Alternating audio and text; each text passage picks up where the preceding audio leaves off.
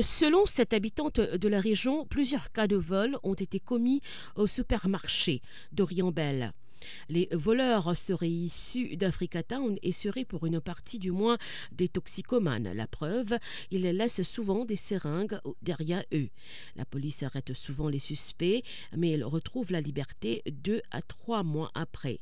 Selon HC, les arrestations ne diminuent pas les cas de vol. On arrête ces brigands, on les met en prison et 3 mois après, ce sont les mêmes qui rentrent. La preuve en est, celui qui est rentré, enfin ceux qui sont rentrés dans ma maison, ce sont les mêmes qui 3 mois après, à peine sortis de prison, sont rentrés dans la maison d'à côté, qui se trouve dans la même cour en fait. C'est une cour familiale où il y a plusieurs maisons. Et ils sont rentrés à côté, tout simplement, parce qu'ils connaissaient les lieux. Ils ont même laissé une arme tranchante dans ma maison, parce qu'ils ont voulu rentrer par la salle de bain. Et au Ben, ils ont trouvé, c'était l'été, donc ils ont trouvé une issue par la fenêtre, une petite fenêtre qui était ouverte à l'étage, et ils sont passés par là.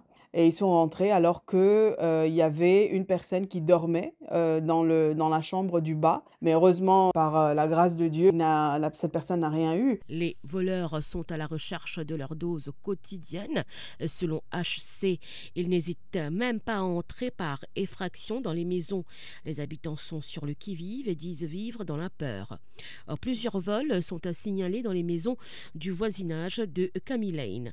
HC raconte qu'un de ses voisins s'est fait voler sa cocotte minute avec le carré ourite du dîner à l'intérieur.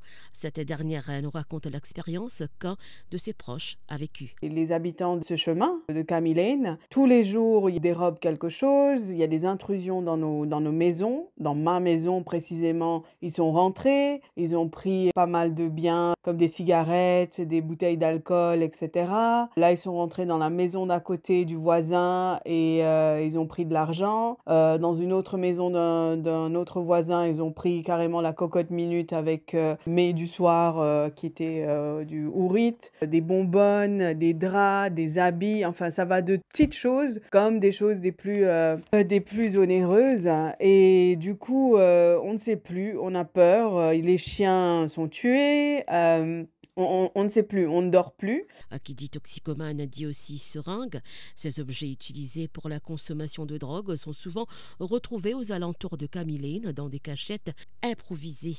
HC nous dit qu'il est impossible de laisser jouer les enfants sur la route. Nous, on est constitués prisonniers dans nos propres maisons parce que nous, on doit garder nos maisons, on ne doit pas les quitter. Donc du coup, on n'a plus de vie, on n'a plus de vie sociale, on ne peut plus aller marcher pour aller à la plage parce qu'on peut être agressé n'importe quand, on peut plus aller dans les temples et par ailleurs, les temples aussi ont été cambriolés. Tout ce qui est en cuivre, etc., tout a été pris. Donc les femmes, les dames qui faisaient un groupe des femmes assez âgées qui faisaient un groupe pour aller marcher le matin, elles peuvent plus. Parce que ça devient systématiquement dangereux pour elles de marcher toute seule comme ça, d'y aller même en groupe en fait. Les volontaires qui vont au temple pour nettoyer, eux aussi, hein, ils ont peur parce que elles sont arrêtées ou ils sont arrêtés avec des couteaux en leur demandant de l'argent, à manger ou autre.